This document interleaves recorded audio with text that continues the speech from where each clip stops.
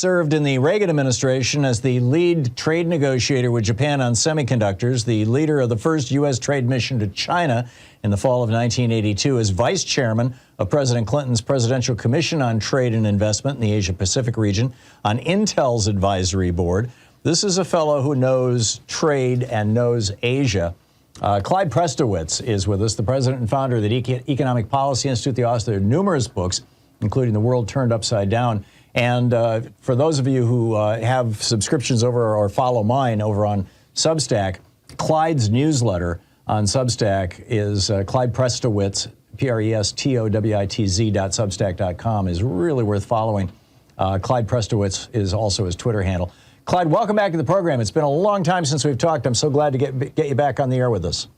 Well, thank you. It's good to get back, and I'm impressed that you remember how to spell my name. Yeah, well, I've got it right in front of me too. That helps. But I read. Okay. I forget which one of your books I read, but this was like 15 years ago or thereabouts, maybe 20 years ago. Yeah, I wrote a book called Trading Places about the U.S. and Japan. That's right, and it just blew my mind. That book so altered my understanding of trade, my worldview, that I owe you a debt of gratitude right to this day. You will find echoes of that book in my most recent book, in fact. So, Thom Hartmann, over the weekend in the New York Times, or over last week, wrote this piece in which, Thom Hartmann, an op-ed writer for the New York Times, in which he said that, in fact, the title of the piece is, "We, the U.S., are suddenly taking on China and Russia at once." And he quotes this tech consultant saying, "The U.S. has essentially declared war on China's ability to advance the use of high-performance computing for economic and security gains." And in your brilliant Substack newsletter, Clyde Prestowitz, you point out that's kind of upside down. That's exactly the opposite of what happened. Do you want to elaborate? Yeah, sure. Tom got it backwards. What many columnists and commentators have not woken up to yet is that the war was declared by China a long time ago.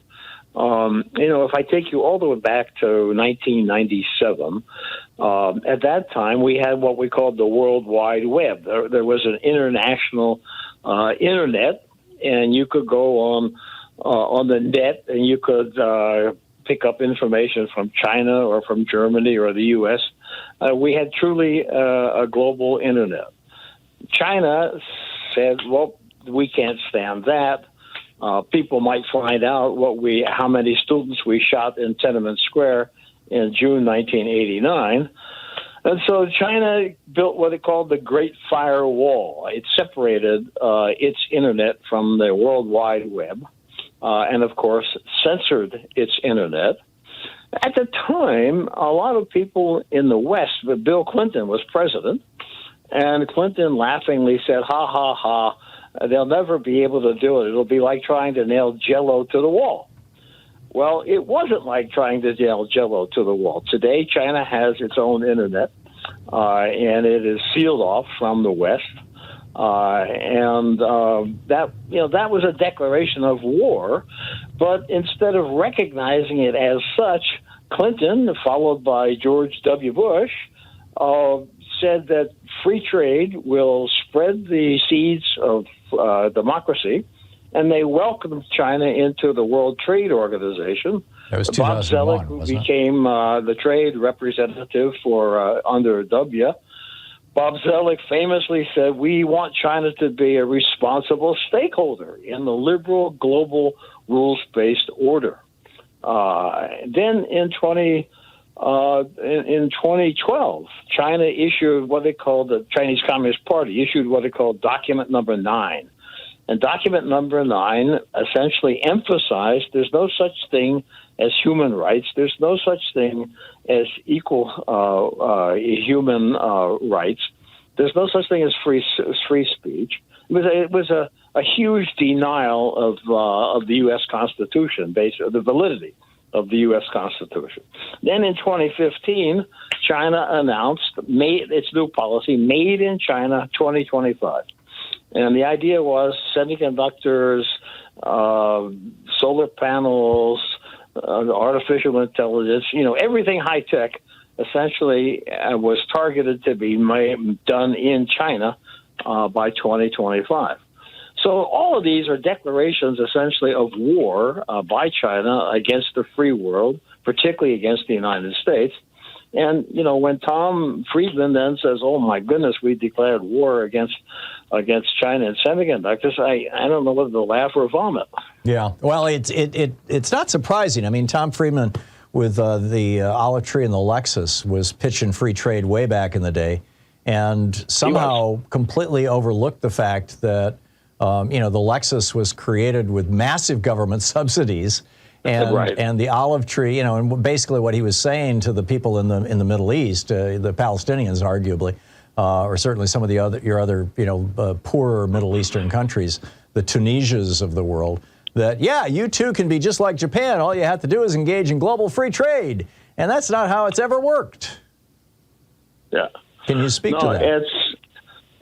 What's interesting is that over the years there has the notion that somehow free trade, globalization will lead to democratization, to peace among nations because of interdependence.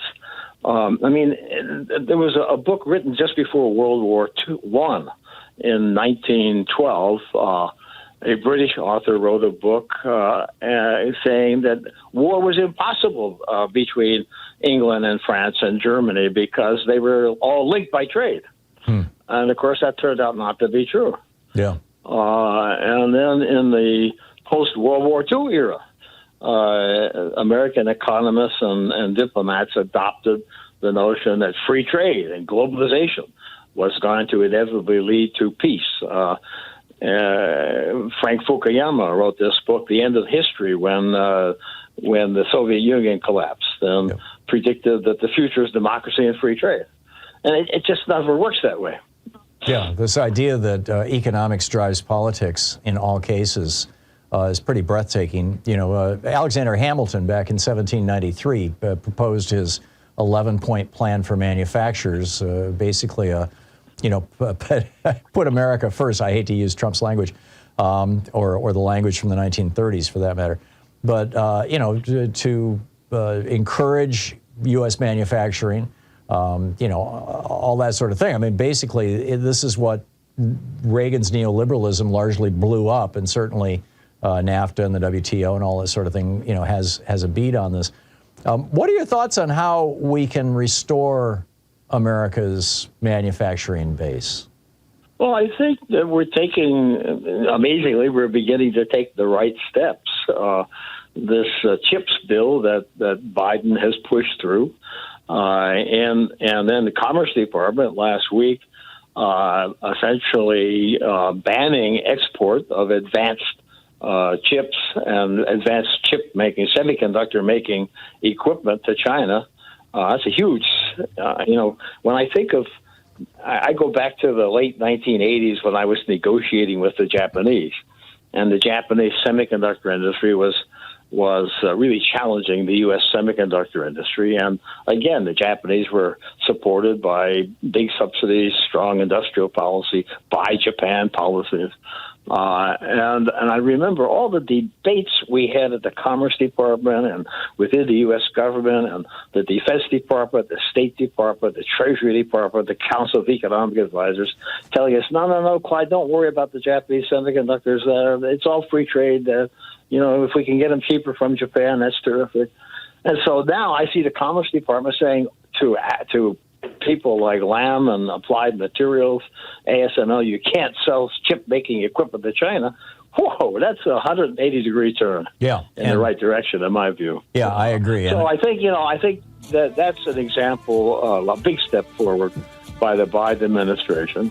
But we need to do a lot more of that. It's not just semiconductors. We need to be looking at artificial intelligence and solar panels and the whole range of high-tech products. We ought to be pursuing similar kinds of policies. I'm with you. Clyde Prestowitz. You can find ClydePrestowitz.substack.com, or just look for Clyde's newsletter on Substack. Clyde, hang on just a second, Clyde. This is the Thom Hartmann Program. That guy always steps on me. Clyde, thanks so much for dropping by. It's great talking with you. Oh, my pleasure. Good to be with you. Thanks so much. Thank you. Yep. We'll be right back. It is 16 minutes past the hour.